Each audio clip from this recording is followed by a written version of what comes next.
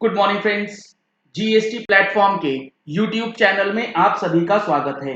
जी हाँ friends, GSTR 3B के अंदर आपको 20 अक्टूबर से पहले जो इनपुट टैक्स क्रेडिट क्लेम करना है, उसके अंदर रूल 36 सब रूल 4 से रिलेटेड जो फरवरी से लेके अगस्त 2020 तक का डेफरमेंट किया गया था, उसका इफेक्ट जो है वो डालना पड़ेगा, जिसके रिलेशन में एक सर्कुलर इशू किया गया है डिपार्टमेंट की तरफ से। मेरे अकॉर्डिंगली ये वाला सर्कुलर काफी लेट इशू किया गया है। इस पर्टिकुलर एग्जाम्पल के साथ ये सर्कुलर अगर जुलाई अगस्त में आ गया होता तो लोगों को बेनिफिट हो सकता था। अब यहाँ पे जो क्लैरिफिकेशन जो सर्कुलर में चीजें बताई गई हैं, ये थोड़ी सी चीजें अलग कर दी गई है। यहाँ पर आपको बहुत ही सावधानी से काम करना पड़ेगा। क्या है इस सर्कुलर के अंदर और क्या सावधानी आपको बरतनी है, वो समझने से पहले आपके लिए एक जरूरी इंफॉर्मेशन ये है कि फाइनेंशियल ईयर 18-19 का जो जीएसटीआर 9 और 9C फाइलिंग होना है, जिसकी लास्ट डेट 31 अक्टूबर 2020 एक्सटेंडेड ड्यू डेट है, वो आपने अभी तक फाइल अगर नहीं करी है या फाइलिंग करने में कोई दिक्कत आती है तो हमारा ऑनलाइन ट्रेनिंग सेशन जो कि 18 अक्टूबर 2020 यानी कमिंग संडे को ऑर्गेनाइज किया गया है, इसमें रजिस्ट्रेशन करा सकते हैं। रजिस्ट्रेशन कराने के लिए आपको इस नंबर पे कॉल करना है और अपनी सीट्स जो है वो जल्द से जल्द बुक कर लेनी है। मैंने आपके सामने अब ओपन कर लिया है वो सर्कुलर जो आया तो 9 अक्टूबर 2020 को था, लेकिन इसके अंदर जो चीजें बताई गई हैं वो समझना बेहद जरूरी है। और उससे भी इंपॉर्टेंट चीज जो समझना है वो है ये एग्जाम्पल जो इन्होंने टेबल में दे रखा है। इसमें इन्होंने बोला है the manner of cumulative reconciliation for the said months in terms of proviso to subrule 4 of rule 36 of the CGST rules is explained by way of illustrations। अब इस illustration के अंदर इन्होंने कुछ explanation दिया है, कुछ examples दिया है, वो आपको समझना जरूरी है। इस एग्जाम्पल में इन्होंने क्या बोला है वो एक बार हम लोग देख लेते हैं। इसके अंदर इन्होंने 3 कॉलम्स दे रखे हैं। पहला कॉलम है जो कि आपका एलिजिबल आईटीसी बनता है और आपने 3B के अंदर जो क्लेम किया है वो दिया है पहले और दूसरे अंदर बुक आईटीसी और 3B का आईटीसी कितना है फरवरी से लेके अगस्त महीने का। और जो इनवॉइसेस आपका फरवरी से लेके अगस्त महीने का है वो कितना अपलोड किया गया है आपके सप्लायर के द्वारा, वो यहां पर कॉलम नंबर 3 में दिया गया है। यहां पर आप अमाउंट देख पा रहे हैं जो आपने 3B में क्लेम किया है वो है 2750 रुपए, जबकि अपलोड हुआ है 2450 रुपए फरवरी से लेके अगस्त महीने का। अब आप इस चीज को ऐसे समझिए, अगर फरवरी से लेके अगस्त महीने में रूल 36 सब रूल 4 इंप्लीमेंटेड रहता, डेफरमेंट अगर नहीं हुई होती तो क्या करते? आपके 2A में कितना इनवॉइसेस आ रहा है इन 5-6 महीनों का? 2450।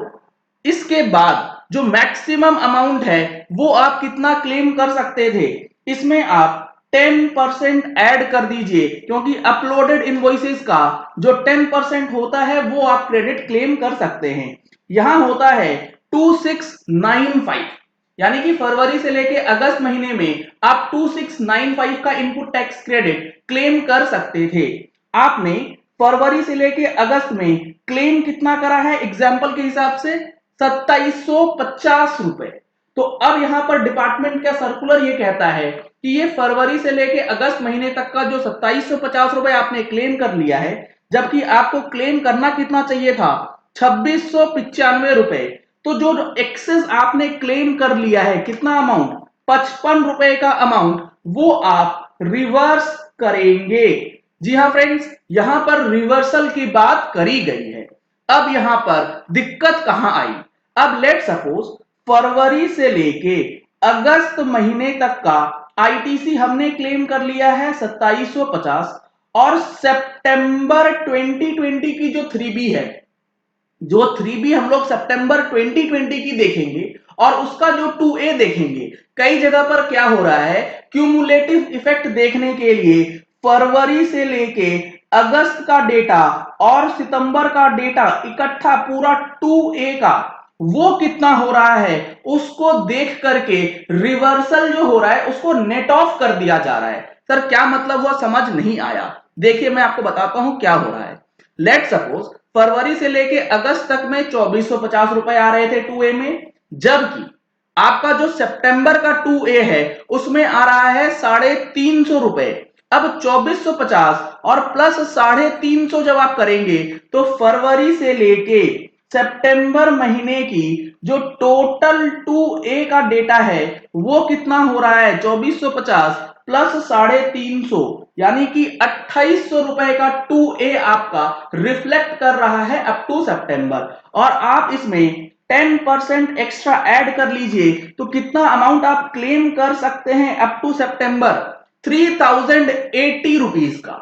अब इस 3080 रुपीज में जो सितंबर तक आप क्लेम कर सकते थे, इसमें आपने 2750 रुपए ऑलरेडी क्लेम कर लिया है फरवरी से लेके अगस्त महीने में। तो बैलेंस कितना बचा, 330 रुपीज बैलेंस बच रहा है। ये आप सितंबर की 3B में क्लेम कर सकते हैं। सर्कुलर आने से पहले इस तरीके से भी ट्रीटमेंट काफी लोग कर चुके होंगे, लेकिन सर्कुलर ये कहता है कि आपको फरवरी से लेके अगस्त महीने का सेपरेट कैलकुलेशन करना है, और उसके अंदर अगर आपने एक्सेस आईटीसी लिया है तो वो रिवर्स करेंगे।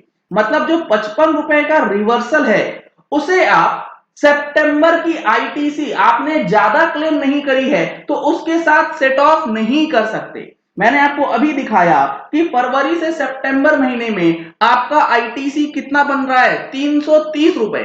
लेकिन आप एग्जाम्पल में देखेंगे तो हमने 3B में कितना दिखाया है, एग्जाम्पल ने कितना दिखाया है, वो दिखाया है 385, यानी कि 500 आपके पास इनवॉइसेस के अंदर है, 350 रुपए आ रहा है कहां पर, 2A में। तो इसका 10% ऐड करके 385 क्लेम करने के लिए कहा गया, जबकि हमने जो क्यूमुलेटिव इफेक्ट डाला फरवरी से सितंबर में तो 385 और जो रिवर्सल वाला था 385 माइनस 55 वो रिजल्ट बन के आया आपका 330 रुपीज का। लेकिन डिपार्टमेंट इस क्यूमुलेटिव सेट ऑफ का अलाउ नहीं कर रहा है, क्योंकि जो रूल अमेंड किए गए थे उसमें इन्होंने यही मेंशन करा था कि आपको क्यूमुलेटिव इफेक्ट देखना है फरवरी से लेके अगस्त महीने तक, लेकिन वो इफेक्ट डालना है सितंबर की रिटर्न में। तो काफी लोगों ने फरवरी से लेके अगस्त का क्यूमुलेटिव इफेक्ट जो सितंबर में जाना था उसको ऐसे इंटरप्रेट कर लिया है कि फरवरी से लेके सितंबर महीने में ही आईटीसी जो है